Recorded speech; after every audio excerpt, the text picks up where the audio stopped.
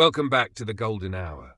The lights in the studio are low tonight, and the city outside is beginning to settle into that deep midnight blue. I've pulled a box off the high shelf of our tech museum, a heavy one, wrapped in a bit of dust and a lot of memories. Tonight we're going to spend some time with something that used to be the heartbeat of every kitchen, the lifeline in every hallway. We're going to remember the rotary phone. Close your eyes for a moment. Imagine yourself standing in that narrow hallway, or perhaps leaning against the kitchen counter where the linoleum is worn smooth from years of standing in that one exact spot. There it is, mounted to the wall or resting on a small lace-covered table. It isn't a piece of glass or light. It is solid, heavy, made of that thick, cool Bakelite that felt substantial in your hand. Think about the cord, that long, tightly coiled spiral that seemed to have a life of its own. Maybe it's been stretched out over the years, long enough to reach around the corner into the pantry or into the coat closet for those conversations that needed a little more privacy. You can feel it between your fingers now, can't you? That springy, rubbery tension as you wrap a loop of it around your index finger while you listen to a friend or a sweetheart talk about nothing in particular. The handset itself had a weight to it that we've forgotten. When you lifted it from the cradle, there was that mechanical clack-cluck sound, the physical realization that the line was open. And then, the dial tone. Not a beep, but a steady, low electric hum. A constant, reassuring drone that told you the whole world was connected, just waiting for you to find the right numbers. Then, the ritual of the dial. You place your finger in the first hole. Feel the cool, smooth plastic of the wheel. You pull it clockwise, hearing the soft internal whir of the gears and springs resisting you just a little bit. You hit the silver metal finger stop, tink, and then you let go. Listen to it. The rhythm was different for every number. A 1 was a quick little flick, but a 9 or a 0, that was a journey. You pulled it all the way around, and then you waited as the wheel spun back to its home, sending those electric pulses down the copper wires. It was a slow way to communicate, but it gave you time to think. It gave you time to breathe. Think about where that phone lived. Most often, it was the hallway. That narrow, quiet artery of the house that connected the living room to the bedrooms. It was a place of transit, but when the phone rang, it became a destination. You would stand there, leaning your shoulder against the doorframe or the cool, plastered wall. Maybe you would look down at the pattern of the wallpaper, those tiny, repeating floral prints, or soft, textured stripes that you had traced 1,000 times with your eyes. You knew every scuff on the baseboard, every slight creak in the floorboard that happened when you shifted your weight from one foot to the other. If it was a late-night call, the house would be dark and the world outside felt very far away. You would sit on the floor, the rug feeling just a bit scratchy against your legs. In the dim light, the numbers on the rotary dial would glow faintly, like amber jewels in the shadows. You would speak in a low whisper, your voice dropping into that quiet, intimate register we only use at night. And through the receiver, you could hear the vastness of the distance. Not a hollow silence, but a living hiss. The sound of 1,000 miles of copper wire hanging over sleeping fields, carrying your words through the wind and into the ear of a friend. Think about the shelf where the phone book lived. It was almost always tucked away in a small cubby or resting on the lower tier of a wooden telephone stand. It was a heavy, substantial volume. You would pull it from its resting place, and perhaps a few loose scraps of paper would flutter out, old grocery lists or notes from a call long forgotten. The sound of the book hitting the tabletop was a solid, muffled thud. The paper was incredibly thin. It felt like onion skin between your thumb and forefinger. As you began to flip through the pages, a very specific scent would drift up, the smell of old ink and wood pulp that had been pressed together for years. You would run your index finger slowly down the long, dense columns of tiny print. The names would blur together for a moment, Smith, Smythe, Somers, until your eyes locked onto the one you were looking for. Then you would flip to the back, to the yellow pages. The colour was a soft, sun-faded gold. The ads were simple and bold. You would see the drawing of the local plumber's van or the stylized loaf of bread from the bakery downtown. The sound of those pages turning was a constant, rhythmic whisper, like dry leaves skittering across a sidewalk in October. Each turn was a soft shh that filled the quiet room. When you wanted to reach someone far away, you began a journey. Sometimes that journey started with a 0, and then a voice would arrive. It was almost always a woman's voice. Calm, steady. Operator, she would say. It was a word that felt like a hand reaching out in the dark. She was the gatekeeper of the distance. You would give her a city name that sounded exotic and far away. Chicago, Denver, San Francisco. You could hear the faint, rhythmic click-clack of her keys as she worked. You would wait on the line, and the silence that followed was never truly empty. It was a living thing. You could hear the vastness of the American night. It was a faint oceanic hiss, a gentle rushing sound like wind moving through a forest of pines. This was the sound of the atmosphere. You were hearing the hum of thousands of miles of copper wire suspended on tall cedar poles that marched across lonely prairies. It reminded you of how small your voice was and how far it had to go. When the other person finally picked up, their voice didn't sound like it was in the room with you.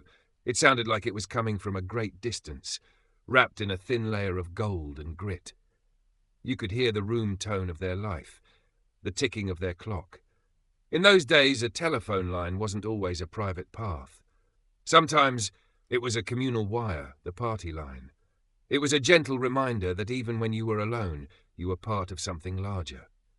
And then there was the busy signal. A steady, mechanical beep, beep, beep. It was a lonely sound, but also a reassuring one. It meant the person you were looking for was home. Everything was connected. Everything was in its place. And as the golden hour fades into the deep blue of the night, you can finally close your eyes, knowing that the lines are quiet and the world is at rest. Behind the elegant, rhythmic whir of the rotary dial lies a story of fierce competition and a very frustrated undertaker in Topeka, Kansas. In the late 1880s, Almon Stroger noticed something troubling. His business was drying up. Every time a grieving family called the local operator to ask for an undertaker, the call was being surreptitiously routed to his rival. It turned out the operator was the rival's wife, and she was making sure the business stayed in the family. Stroger didn't just get angry, he got inventive. He decided that no one's livelihood should depend on the whims or the biases of a human operator. He envisioned a world where you could reach out and connect yourself without a middleman standing between you and your destination. This was the spark for the first automatic telephone exchange. He patented his design in 1892, a mechanical masterpiece known as the Stroger switch. When you feel the resistance of the dial under your finger today, you are feeling the legacy of that Topeka undertaker.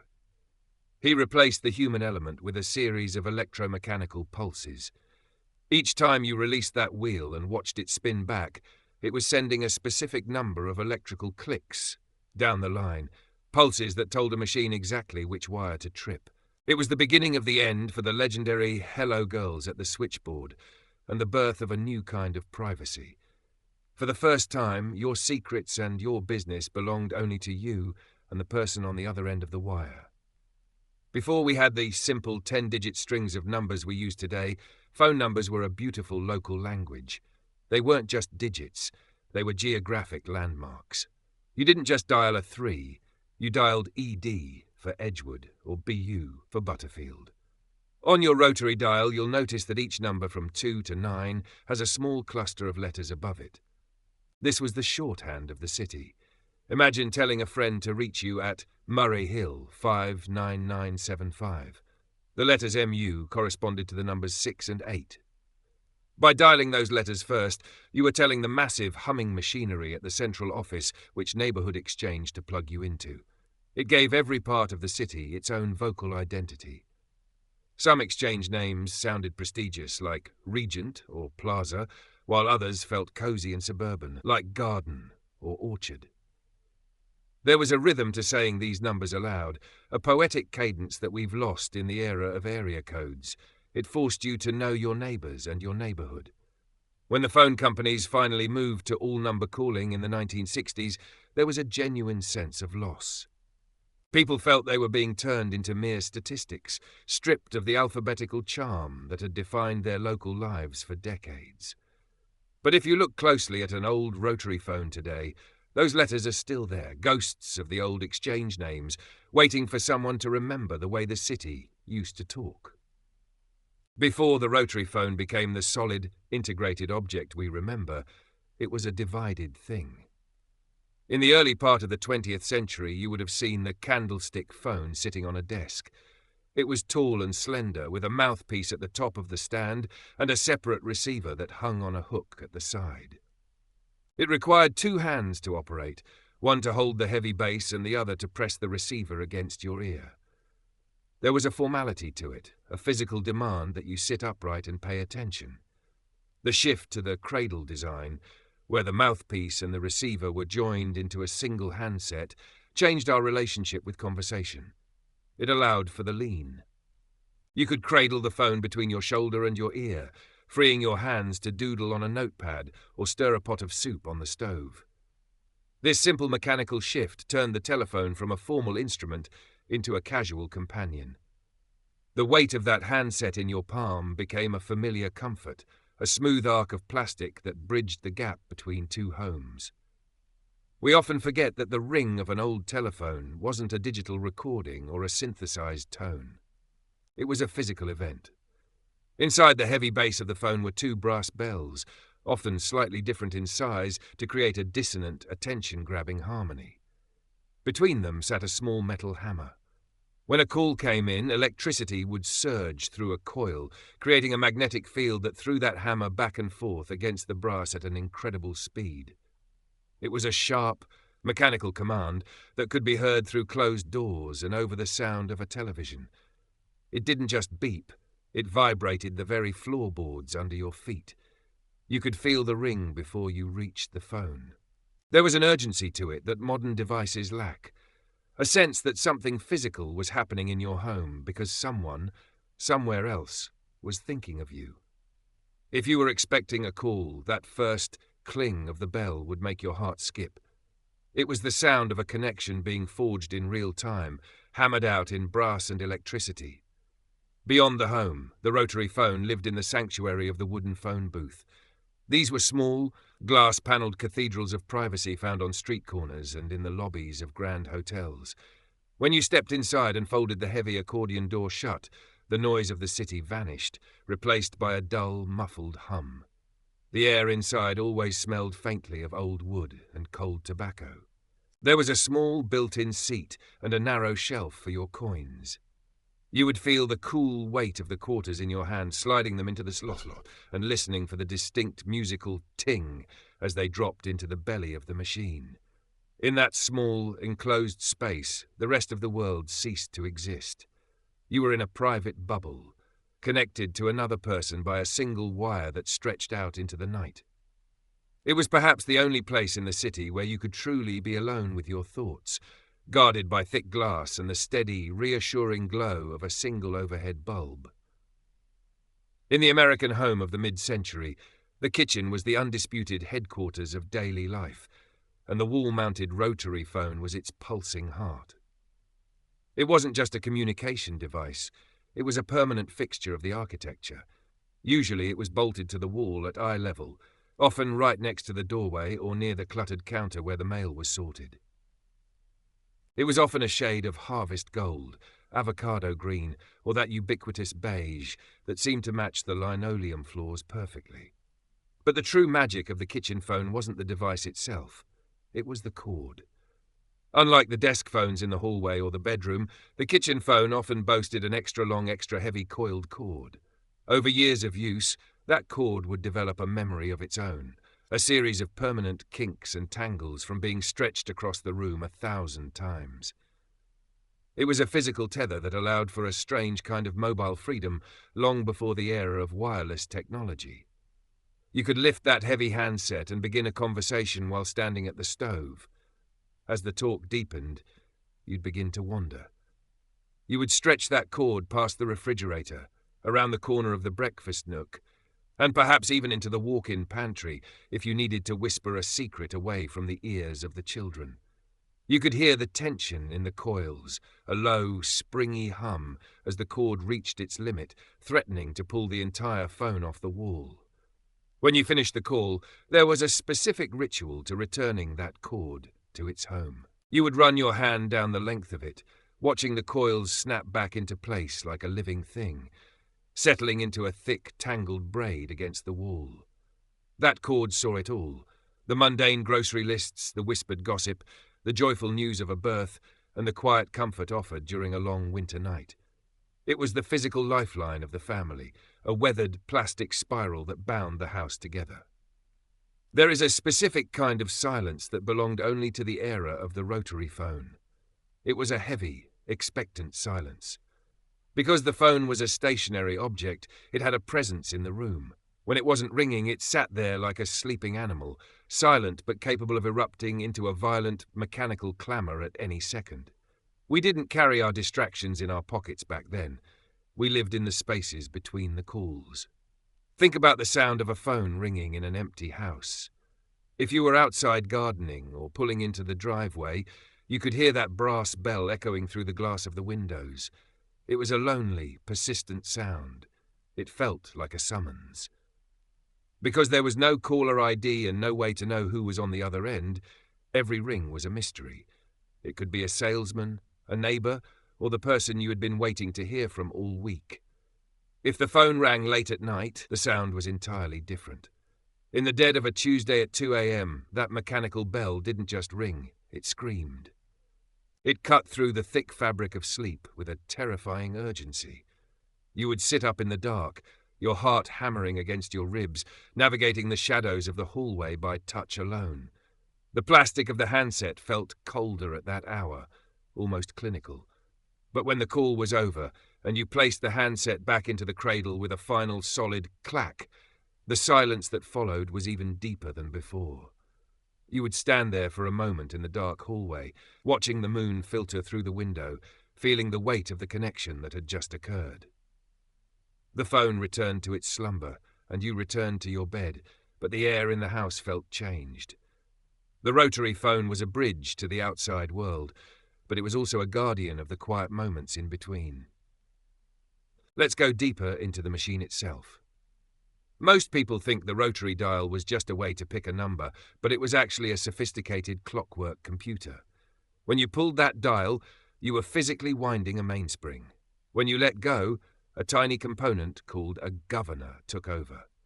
If you listen closely to a high-quality recording of a vintage phone, you can hear that governor whirring. It was designed to keep the wheel spinning at a perfectly consistent speed. Why? Because the telephone exchange wasn't reading your mind. It was counting pulses. If the wheel spun too fast or too slow, the exchange would miscount. A 5 would become a 4 or a 6, and your call would vanish into the wrong house. There was a beautiful precision to it, a marriage of tension and timing. Every time you dialed, you were engaging in a mechanical dance that had to be perfect to work. Then there is the material itself. Before the light, flimsy plastics of the 1980s, phones were made of bakelite or heavy tennite. These weren't just materials, they were a statement of permanence. A phone was designed to last 40 years, not 4. Think about the way the handset felt against your cheek. It was cold at first, but it warmed up as the conversation went on, absorbing the heat of your hand and your breath. It had a high-gloss finish that would eventually wear down into a soft, matte patina where your palm rested. You could tell the history of a family by the wear on their phone. The 5 and the 1 might be slightly more polished than the 9 because of the local exchange. It was a tactile record of every call ever made. When you dropped a bakelite handset back onto the cradle, it didn't just click, it thudded. It was a sound of absolute closure. The conversation wasn't just over, it was physically sealed away. In the rural parts of the country, and even in many suburbs until the late 60s, you didn't have a private line. You had a party line. This meant you shared your copper wire with 2, 4, or sometimes 8 other families. This created a strange, unintended social fabric. Every family had a ring pattern. Yours might be 2 short rings, while the neighbours down the road were 1 long and 1 short. When the phone rang, everyone in the house would stop and count. If it wasn't your ring, you'd go back to your coffee. But there was always the temptation. You knew that if you picked up the receiver very, very quietly, you could hear the heartbeat of the neighborhood. You could hear Mrs. Higgins talking about her garden, or the local mechanic discussing a broken tractor. It was the first version of a social network, built on copper and eavesdropping. It made the phone feel less like a tool and more like a community gathering place, tucked away in the shadows of the hallway. For decades, the telephone was a monochromatic inhabitant of our homes. It was black. It was functional. It was a serious tool for a serious world. But as the 1950s faded into the rearview mirror and the 1960s began to bloom, the American home underwent a radical, colourful transformation. The telephone stopped being just an appliance and started becoming a fashion statement, a splash of personality sitting on your bedside table or bolted to your kitchen wall. Think back to the mid-60s. There was a specific palette that defined that era, a trio of colours that became the aesthetic DNA of a generation. Fresh avocado, harvest gold, and rose petal. These weren't just random choices, they were a response to a world that was changing.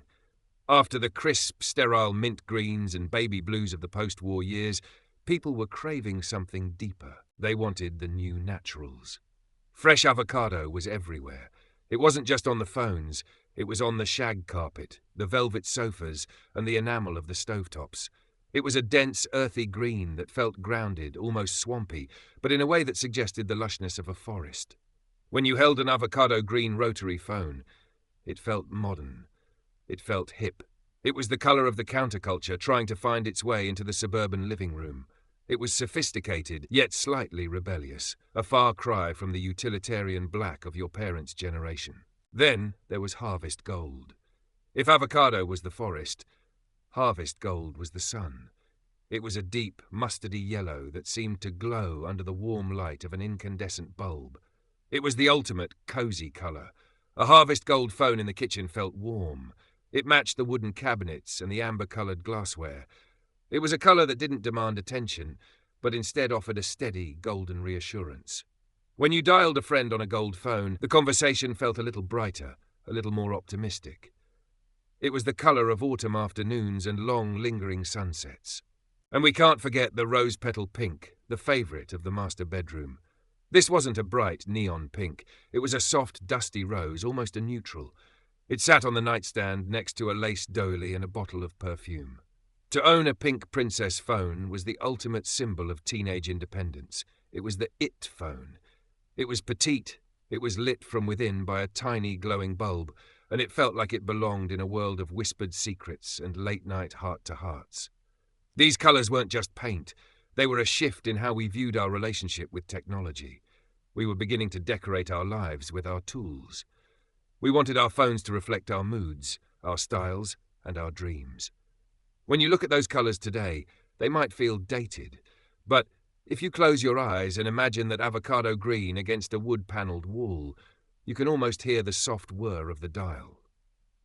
You can feel the era of the mod madness, where everything, even the way we talk to each other, was being reimagined in a kaleidoscope of earth tones and gold.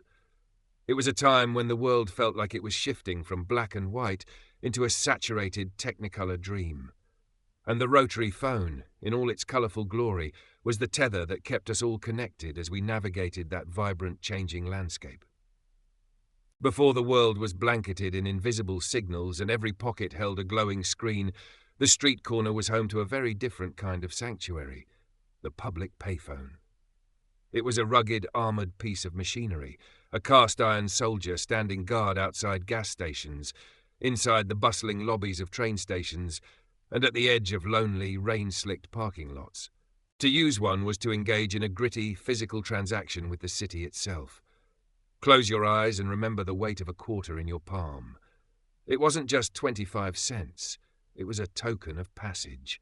It was the price of a bridge across the miles. You'd step into that booth, that small glass and aluminum closet, and the first thing you'd notice was the silence.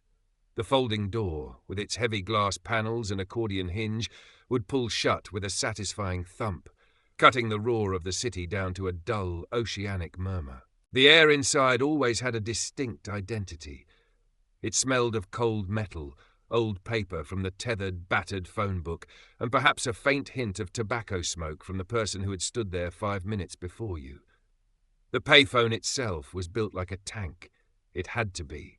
It was designed to survive the elements and the frustrations of 1,000 strangers. The handset was tethered to the body by a steel-armoured cable, a heavy, grey snake that felt cold and industrial in your hand. Then came the music of the coins.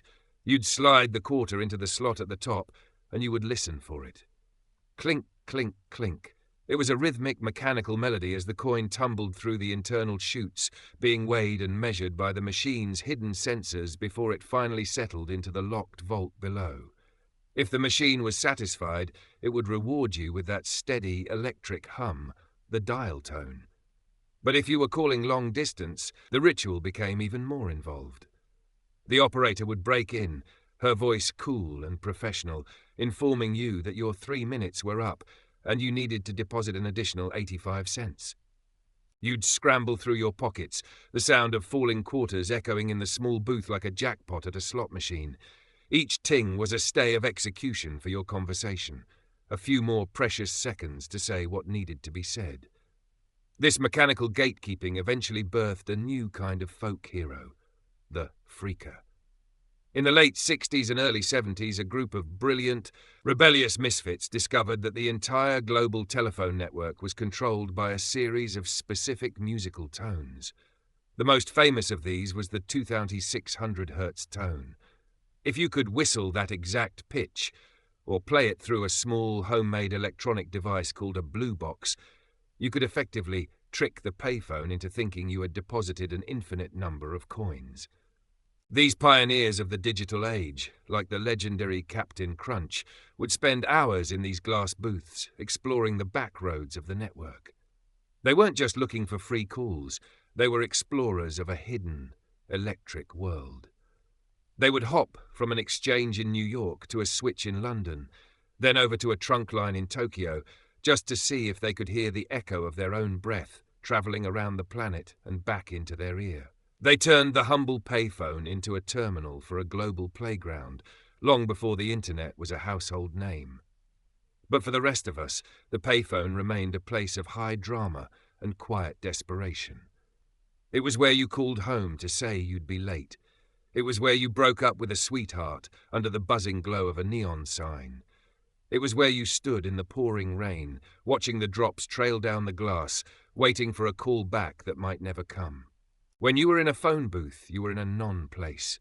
You were neither here nor there. You were in the wire. You were part of the copper network. And when you finally stepped back out into the street, letting the accordion door fold back with a rattle, the city always felt a little louder, a little colder, and much more vast. The payphone was our portal, a mechanical anchor in a world that was just beginning to move too fast. It was a reminder that even in the middle of a crowded sidewalk, you could find a quiet, three-sided room where your voice was the only thing that mattered. While we've spent a lot of time remembering the heavy plastic and the brass bells of the machines, we have to remember that for nearly 50 years, the telephone wasn't a machine at all. It was a person. Specifically, it was a woman. Before the automatic switches of Allman-Stroger took over the world, every single call you made was a human encounter. You didn't dial, you spoke. You lifted the receiver, and a living, breathing voice on the other end would ask, "Number, please." These women were known as the Hello Girls, and they were the invisible architects of the 20th century. They sat in long, narrow rooms, perched on high stools in front of massive, towering wooden switchboards that looked more like pipe organs than pieces of technology. In front of them was a sea of jacks, tiny, brass-rimmed holes that represented every home and business in the city. To connect you, they didn't push a button. They performed a physical labor. They would reach out with a heavy, fabric-covered cord, plug it into your jack, and then stretch another cord across the board to the person you were trying to reach. If you could step into one of those exchanges in the 1920s, the sound would be overwhelming. It wasn't the silent digital hum of today. It was a rhythmic, percussive symphony. You'd hear the constant clack-click of the metal plugs hitting the wood, the soft whir of the hand-cranked generators, and the steady, low murmur of 100 voices all speaking at once. It was called speech weaving. These women were literally weaving the fabric of the city's conversation, one chord at a time. But the Hello Girls were more than just human switches. In the early days, they were the first version of a digital assistant. In a small town, the operator knew everyone. If you couldn't reach your doctor at home, she knew he was likely playing bridge at the neighbor's house, and she would route your call there. If there was a fire or an emergency, she was the one who stayed at her post, even as smoke filled the room, to make sure the alarms were sounded. They were the keepers of the town's secrets and the guardians of its safety. This courage reached its peak during the First World War. When General John Pershing arrived in France in 1917, he found the military communications to be a disaster.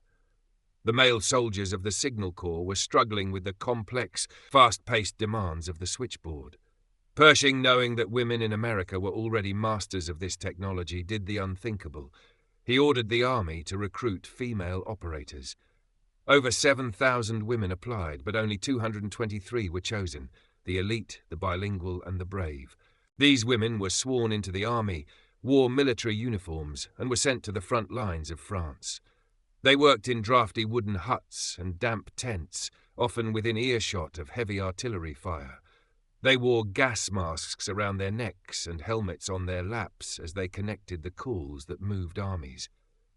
When the German shrapnel shattered their windows or fire broke out in the exchange, they refused to abandon their stations. They knew that if the cords were pulled, the lines of communication for the entire American Expeditionary Force would go dark. They were 6 times faster than any man at the board, and General Pershing famously said that without them, it would have been impossible to win the war. Yet, when they returned home, they faced a heartbreaking betrayal. Despite their military oaths and their service under fire, the U.S. government informed them that they were considered civilian contractors, not soldiers. They were denied victory medals, denied health care, and denied the veteran status they had earned in the mud of France. It took 60 years of lobbying, led by the operators themselves, who were by then in their 80s, for the government to finally recognize them as veterans in 1977. When we look at a rotary phone today, we see the dial that eventually replaced these women. We see the automation that made their jobs obsolete. But for a long time, the magic of the telephone was simply the kindness and the quick hands of a stranger.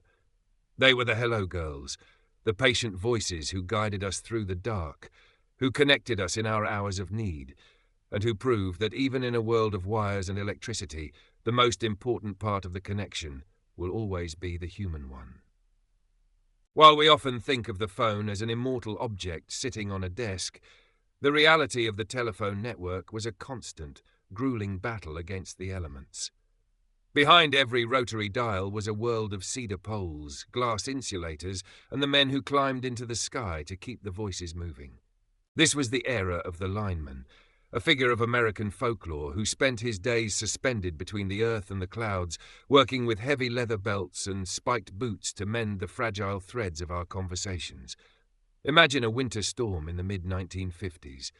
The ice is thick, coating the wires until they look like shimmering glass cables. The weight is immense. Suddenly a branch snaps, or the sheer gravity of the ice brings a line down into the snow. In an instant, a whole neighborhood goes silent. The dial tone, that steady heartbeat we take for granted, simply vanishes. In its place is a hollow, terrifying deadness. To the families in those houses, it felt as though they had been cut off from the world, cast back into a century of isolation. But then, through the frost on the window, you'd see the flash of an orange truck. You'd see a man stepping out into the sub-zero wind, hauling a coil of black wire over his shoulder. You would watch him gaff his way up the pole, his spikes biting into the wood with a rhythmic thwack, thwack, thwack. He was working in a world of high-voltage danger and biting cold, all to ensure that when you picked up that handset, the hum would be there. There was a heroic quiet to this work. It was the maintenance of the invisible bridge. And then there were the underground workers, the men who descended into the manholes beneath the city streets. Down there, the network was even more complex. Thousands of copper pairs were bundled into massive lead-sleeved cables. These cables were pressurized with dry air to keep moisture out. If a leak occurred, a technician would have to go down into the dark, damp tunnels to find the hiss of escaping air and wipe a new lead joint by hand. It was a craft that required the precision of a jeweler and the strength of a blacksmith. Inside the central office, the maintenance was just as intense. The automatic Stroger switches, those mechanical brains we talked about, were constantly in motion. They were made of thousands of tiny moving parts, springs and brass contacts. They had to be cleaned, oiled and adjusted with obsessive care. A single speck of dust in a selector could cause a wrong number or a dropped call. The technicians would walk the aisles of the switch room, listening for the health of the machine. They could tell by the rhythmic click-clack of the metal whether the city was waking up, whether a holiday was causing a surge in traffic, or whether a specific switch was starting to fail. We've lost this sense of the physicality of our communication. Today, our signals travel through fiber optics and silicon, moving at the speed of light through things that have no moving parts. But back then, the phone was a living mechanical organism. It breathed. It required oil and heat and the calloused hands of thousands of workers to keep it alive. When you dialed a number, you were triggering a massive, coordinated mechanical event that spanned miles of wire and thousands of moving parts. Think about the drop wire, that single black cable that ran from the pole to the porcelain protector on the side of your house. It was the final link. It was the umbilical cord of your social life. In the summer, birds would perch on it, their weight causing the wire to sag and sway in the breeze. In the autumn, the wind would whistle through it, creating a low-frequency hum that you could hear if you pressed your ear against the wall inside. The phone wasn't just in your house, it was of the house. It was a physical extension of the architecture, a sensory part of the home's environment. This was a world where technology wasn't disposable. You didn't trade in your phone every 2 years for a thinner model. You respected the machine because you knew it was part of a vast, fragile, and beautiful system. You knew that if it broke, a human being would come to fix it. There was a dignity in that maintenance, a promise that the lines would always stay open, no matter how hard the wind blew or how deep the snow fell. Tonight, as we listen to the quiet, let's remember those who kept the hum alive. The ones who worked in the rain, the ones who crawled through the tunnels, and the ones who stood in the switch rooms late at night, making sure the pulses found their way home. They were the silent partners in every hello, the invisible hands that made sure we never had to truly be alone. If the rotary phone was the king of the household, then the telephone desk was its humble, cluttered throne. In the geography of the mid-century home, the phone nook or the telephone stand was a unique territory. It wasn't quite the living room and it wasn't quite the hallway. It was a transitional space, a small island of communication where the artifacts of a family's life tended to wash up and settle like driftwood. Think back to that specific piece of furniture. Often, it was a small wooden table with a built-in seat. A gossip bench, they called it. It had a dark cherry or walnut finish that had been polished by the friction of 1,000 sleeves. To sit there was to enter a different mode of being. You weren't lounging, you were on the phone. There was a posture to it, one hand on the handset, one elbow on the table, and your feet tucked neatly under the small shelf. But the real history of the family wasn't in the wood. It was in the drawer. Almost every telephone desk had a single shallow drawer right beneath the tabletop. When you pulled it open, it didn't slide smoothly. It gave a small wooden protest, a dry scritch that announced you were looking for something. Inside that drawer was a chaotic museum of the mundane. First, there were the pens. There were dozens of them, promotional ballpoints from the local bank, the hardware store, or the insurance agent. They were made of cheap, colourful plastic with names like Joe's Auto Body printed in fading silver letters. But here was the universal truth of the telephone desk. 90% of those pens didn't work. When the phone rang and you needed to scramble to take down a message, you would grab one, scribble frantically on a scrap of paper, and then press send. It was a and find only a dry, colourless groove in the page. You'd toss it back and grab another and another until finally you found the one reliable Bic that actually had a bit of blue ink left in its heart. Then there were the scraps of paper. We didn't have digital notes, we had the memo pad. These pads were often small, square blocks of paper, sometimes with "While You Were Out" printed in red at the top.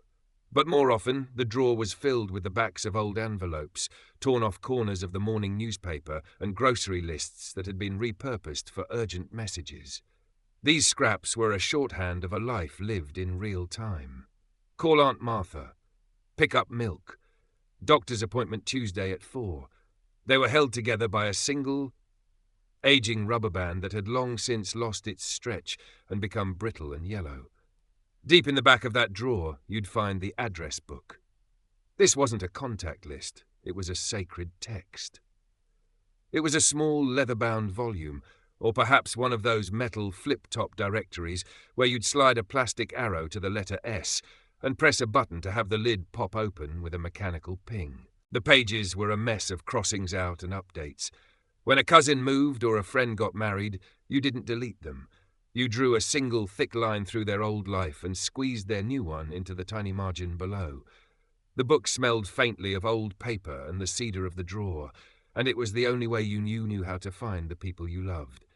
On top of the desk, next to the phone itself, sat the book of books, the white pages and the yellow pages. They were so heavy they seemed to exert their own gravitational pull on the table. The edges of the pages were frayed and thumbed, turning a soft, dusty grey from years of searching. We used those books for everything. We used them to find a plumber, to check the spelling of a name, or, on a rainy afternoon, to simply marvel at how many people lived in our city. If the book was especially old, you might find a pressed flower between the pages, or a lock of hair from a child's first haircut, tucked away and forgotten in the H section. And we can't forget the doodles. Because the rotary phone required you to stay in one place, and because conversations often drifted into long, meandering stories, the telephone desk was the birthplace of a billion tiny masterpieces.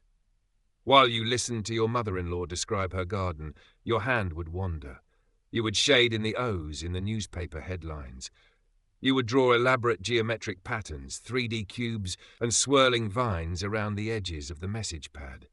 These doodles were the subconscious fingerprints of our conversations, a visual record of the time we spent just listening. There was a specific comfort to that desk. It was the command center of the household's social life. It was where the invitations arrived, where the bad news was broken, and where the first tentative words of a new romance were whispered into the dark. It was a place of high stakes and small details. When we moved the phone to the kitchen wall, or later, when we began carrying it in our pockets, the telephone desk became a relic. We lost that dedicated island of attention. Today we make calls while we're driving, while we're walking the dog, or while we're standing in line at the grocery store. We are always reachable, but we are rarely situated. Tonight, as the broadcast continues, I want you to remember the feeling of sitting at that small wooden desk. Feel the cool surface of the wood under your elbow. Hear the dry rattle of the junk in the drawer as you look for a pen. There was a peace in that small corner of the hallway, a sense that for those few minutes, the only thing that existed in the world was the voice on the line and the scrap of paper in front of you. The desk was a bridge, and once you stepped onto it, you were exactly where you needed to be. As the 1960s turned into the 1970s, the telephone company realized that the American home was becoming a place of specialized rooms. The heavy black desk phone was no longer enough. The bedroom was becoming a sanctuary, a place for private thoughts and late-night whispers. To meet this new need, the engineers at Bell Labs designed something that felt less like an industrial tool and more like a piece of jewelry. They called it the Princess. You remember the Princess phone? It was petite, much smaller and lighter than the Model 500 that sat in the hallway. It had an elongated oval base that looked like a smooth river stone. It came in soft pastel colors, seafoam green, powder blue, and that iconic shimmering white. But the true magic of the Princess phone wasn't its shape, it was the light. In an era before backlit screens, the Princess phone featured a tiny, incandescent bulb hidden beneath the plastic dial. When you lifted the handset in a pitch-black room, the dial would suddenly glow with a soft, warm amber light. It was a beacon in the dark. For a teenager in the late 60s, that glow was the light of freedom. You could pull the phone under the covers, the long cord snaking across the carpet, and talk for hours while the rest of the house slept. That tiny light didn't just illuminate the numbers. It illuminated a private world where your parents couldn't follow. But technology never stands still, and soon the Princess was joined by its more sophisticated cousin, the trimline. If the Princess was about elegance, the trimline was about ergonomics.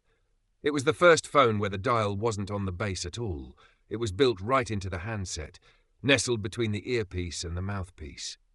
Think about the physical sensation of the trimline. It was curved to fit the human face. It felt balanced in a way the old bones of the hallway phone never did. It introduced a new kind of luxury, the ability to dial without leaning over a table. You could lie flat on your back, staring at the ceiling, and pull the dial with your thumb. It was the beginning of casual communication. The trimline also featured a recall button, a precursor to the modern flash or end button, which allowed you to hang up and get a fresh dial tone without having to reach back and press the cradle on the base. It was a small mechanical tweak, but it made the phone feel responsive, almost intuitive. There was a specific sound to the trimline's dial too. Because the mechanism was inside the handset, right next to your ear, the whir of the gears felt intimate. It was a close-up, mechanical whisper.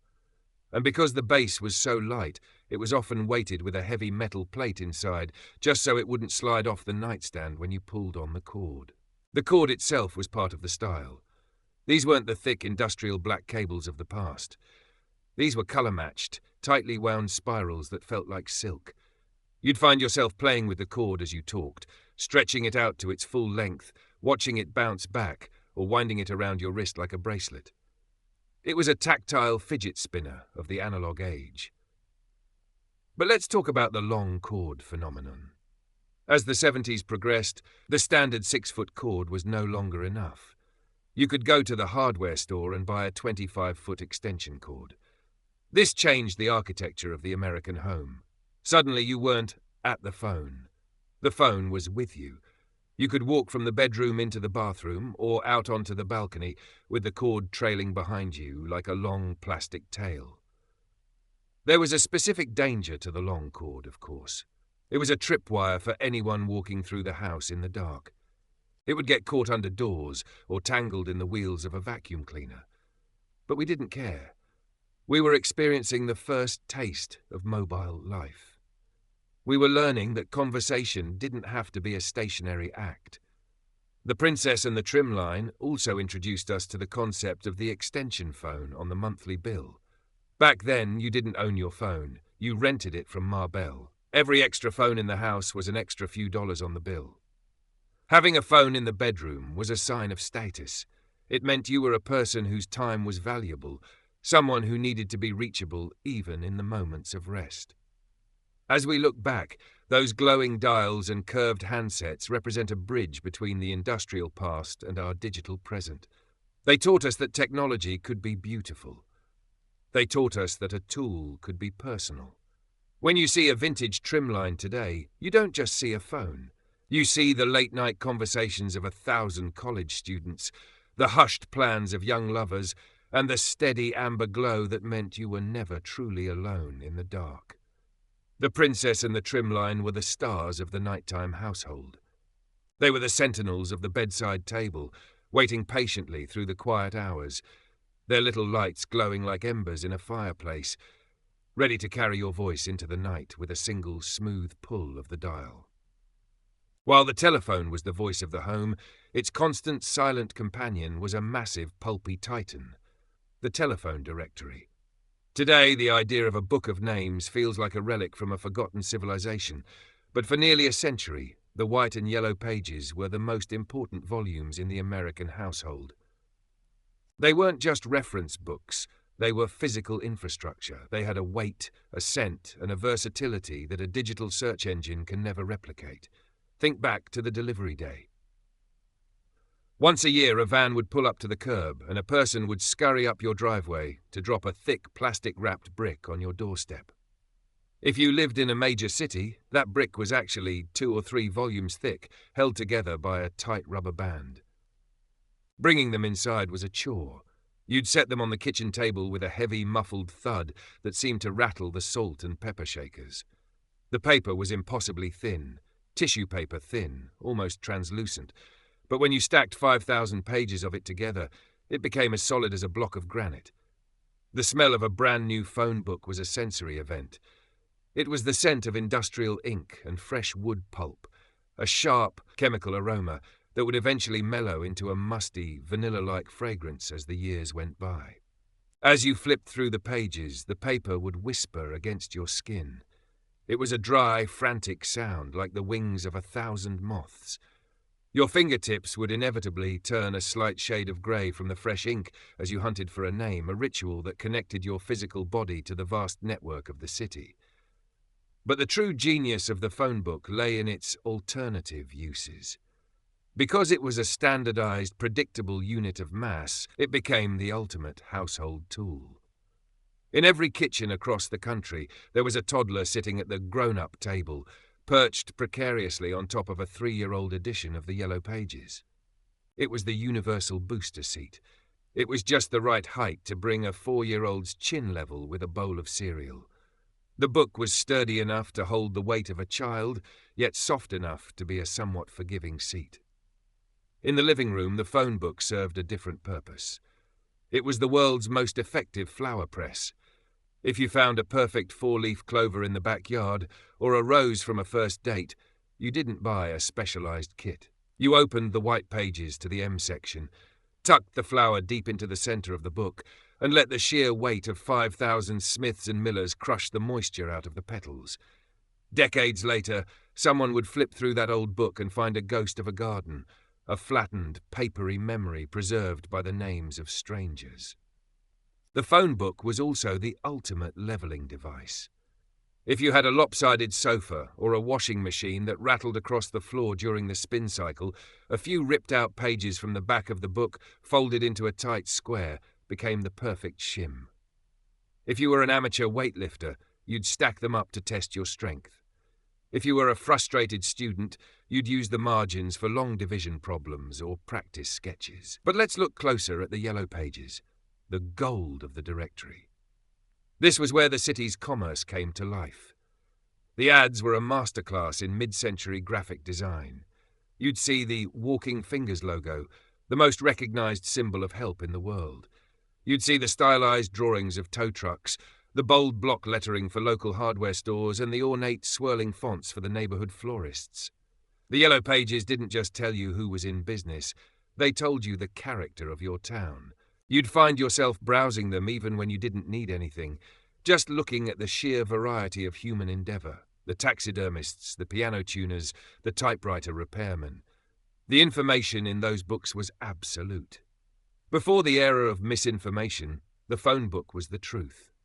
If a person was in the book, they existed. They had a place. They had a number. It was a democratic register. The billionaire and the bus driver were listed in the same font, on the same thin paper, separated only by the alphabet. It gave us a sense of community that was tangible. You could literally feel the size of your city in your hands. You knew that a thick book meant a bustling, growing metropolis, while a thin book meant a quiet, sleepy town where everyone already knew each other's business. There was also a specific kind of directory luck.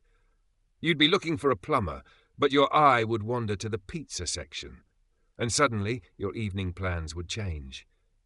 Or you'd be looking for a Johnson and find a name so unusual or beautiful that you'd repeat it to yourself, wondering about the life of the person behind the number. The phone book was a collection of short stories waiting to be imagined. When the digital age arrived, we were told that the death of the phone book was a win for the environment, and in many ways it was.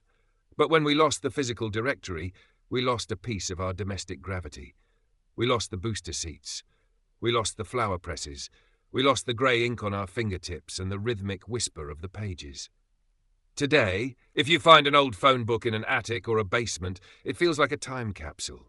You can look up the numbers of people who are long gone, or find businesses that vanished before you were born. It is a census of the heart. It is a record of who we were when we still lived in the world of paper and ink. As we sit here in the golden light of the studio, let's give a moment of respect to that heavy yellow and white Titan.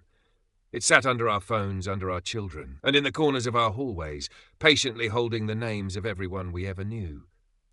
It was a humble, pulpy anchor in a shifting world, and its weight is something we won't soon forget. As we move toward the final hours of our memories, we have to acknowledge that the rotary phone wasn't just a tool in our homes, it was a star on our screens. In the middle of the 20th century, the telephone was the most powerful plot device in Hollywood. It was the bringer of news, the harbinger of doom, and the ultimate symbol of suspense. Because the phone was a stationary object, it held a dramatic gravity that a mobile device simply cannot replicate. When a phone rang in a movie, the character couldn't just pull it from a pocket. They had to go to it. They had to cross the room, their footsteps echoing on the floorboards as the audience held its collective breath. Think of the red phone. In the 1960s, this became the ultimate icon of the Cold War, the direct line between the White House and the Kremlin.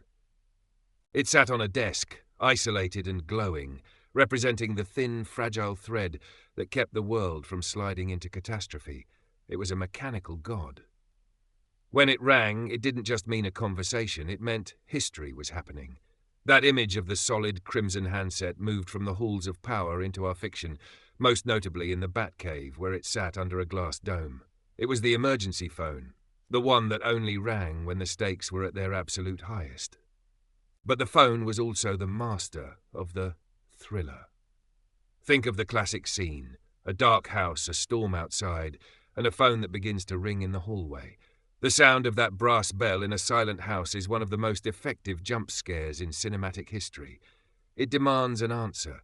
It is a persistent, mechanical screaming that cannot be ignored.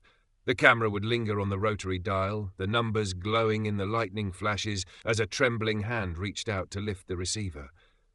And because there was no caller ID, the mystery of who was on the other end was the engine of the tension. It could be a friend, or it could be the phantom caller, whose voice sounded like dry leaves skittering on a grave. The movies also gave us the phone booth goodbye. There is perhaps no more romantic or tragic image than a person standing in a rain-slicked booth at a train station, their face pressed against the glass, trying to say everything that needs to be said before the coins run out.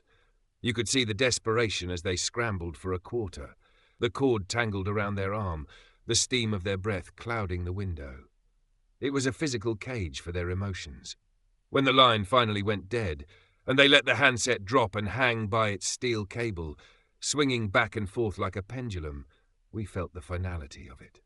The connection wasn't just over. The world had been severed. We learned how to love and how to fear through those cinematic phones. We learned the rhythm of the dial, the music of the busy signal, and the haunting hollow sound of a phone ringing in an empty apartment. These sounds became the soundtrack of our modern mythology. They taught us that even though we were separated by miles, we were never truly out of reach of the drama of the world. The phone was the portal through which the story entered our homes, and tonight, as we hear those echoes one last time, we realize that the biggest story of all was the one we were writing ourselves, one call at a time. And so we come to the end of the line. We've travelled from the Undertaker's revenge in Topeka to the high-tech glow of the Princess phone, from the greasy veterans of the garage to the heroic hello girls who wove our lives together. We have explored the drawers of the telephone desk and the weight of the paper titans that sat upon them. But as the clock reaches its final hour, it is time to talk about the silence that follows the conversation. There is a specific, heavy peace that comes after a long, meaningful phone call.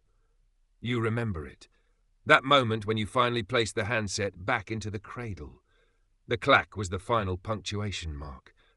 You'd stay there for a second, your hand still resting on the cool plastic, feeling the vibration of the world returning to its normal state. The room around you would feel different, quieter, more solid. You had been away in the wires, and now you were back. We have traded that physical closure for a world of always-on connectivity. We no longer hang up, we simply let the signal fade. We no longer dial, we tap. We have gained an incredible, miraculous freedom, but we have lost the ritual of the encounter. We have lost the golden hour of the conversation, that dedicated space where nothing else mattered but the voice on the other end. If you still have an old Rotary phone tucked away in a box in the attic, or sitting as a decorative piece on a shelf, I encourage you to go to it tonight. Don't worry about the wires. Don't worry about the dial tone. Just lift the handset. Feel the weight of it in your palm. It's a weight that modern technology has forgotten. Run your finger around the dial, feeling the smooth, familiar resistance of the spring. Listen to the whir as it spins back. That sound is a heartbeat. It's the heartbeat of a century that valued the connection enough to build it out of iron and brass. The world is much louder now and much faster, but the wires are still there, buried under the streets and stretching across the lonely fields, carrying the ghosts of all the hellos and goodbyes that ever were. They are a reminder that we are all, in the end, just looking for a voice in the dark. We are all just waiting for the bell to ring, for the dial to turn, and for someone to say, "I'm here. I'm listening." The station lights are turning to a soft, dying ember now. The static is beginning to rise, a gentle, white noise ocean that swallows the last of the copper wire dreams. It's time to close the drawer of the telephone desk. It's time to fold the door of the booth and step out into the night. This has been the golden hour. The marathon is over, but the memories remain. Thank you for staying on the line. Thank you for listening to the echoes. The connection is about to break, but the warmth stays behind. This is your host, signing off. The line is now clear.